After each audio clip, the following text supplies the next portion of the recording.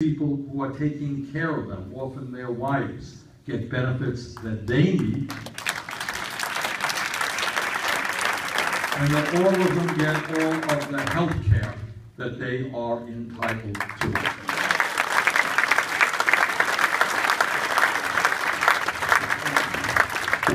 Okay, Glenn, you got, who's your next? Good. Hello, Bernie. I'm kind of nervous to be speaking in front of the next president.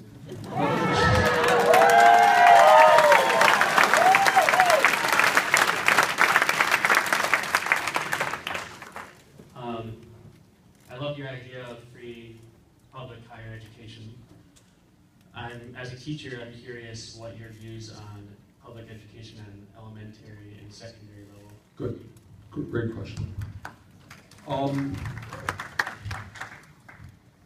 Obviously, we have some Republican colleagues who are doing everything that they can to try to destroy public education in a variety of ways. I am a product of public education. I believe in public education. And we have to adequately fund public education, including Title I. Let me tell you something else which I hope you'll think is good news. As a member of that committee, we are about to end, with a little bit of luck, No Child Left Behind.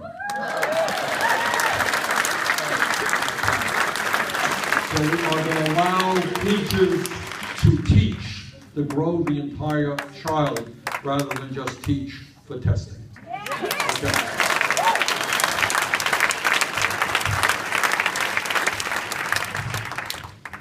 Hi, please stand up if you can. Yes, I'd like to show my age and ask, has anybody tried to do any planning, like what helped win the civil rights and everything else? Has anybody thought of trying to help get the people to the South, to the areas where the people are voting against their own means, and have people on the ground that are going through it talk directly to them? The answer is yes. And good. How do we sign up? Right. There is an organization, Phil, what's the Working America, which hires working class people to go around the country to literally knock on doors and talk to other working class people. And what they find is they have huge success. Because people, what is going on in America is you have states like Oklahoma and Utah, where people in the South, people have not heard a progressive idea. All they hear are Rush Limbaugh, Fox TV, and right-wing elected officials. And we have got to break through that. So I am very supportive of what Working America is doing. Take one more there, then go to the other side if you can. Yeah, ma'am. Whoops. Thank you for running. I'd like to hear where you stand on gun control and also the National Security Administration. Okay.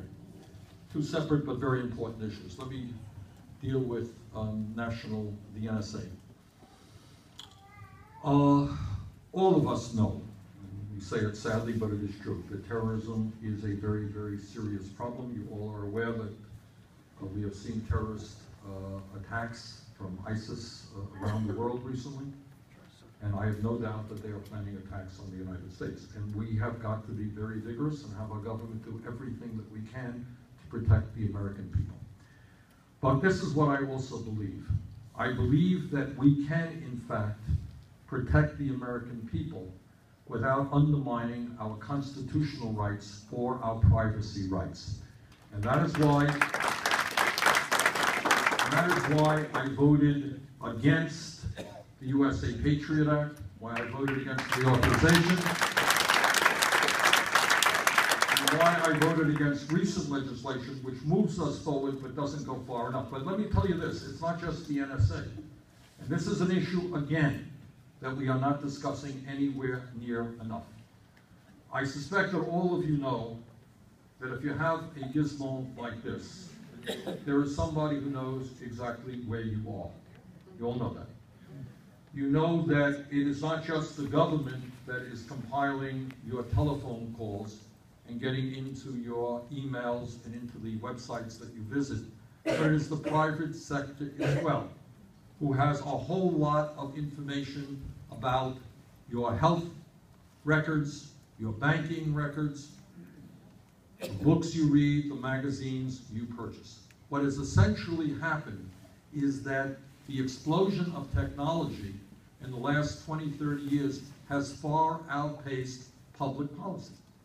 I don't believe, and I know there are others who disagree with me, but I don't believe you're living in a free society when either the government or corporate America knows every damn thing about you. That is not my idea of a free society. So I believe that what we want to do, when the NSA, when the FBI have reason to believe that somebody is involved in terrorist activities, believe me, I want them to do everything they can to capture those people, to learn more about them, and to protect us. That goes without saying. But I do not want to see the privacy of every American, 99.9% who have nothing to do with terrorism, be invaded. And that's a conversation. It's a tough issue, but it's a conversation I think as a nation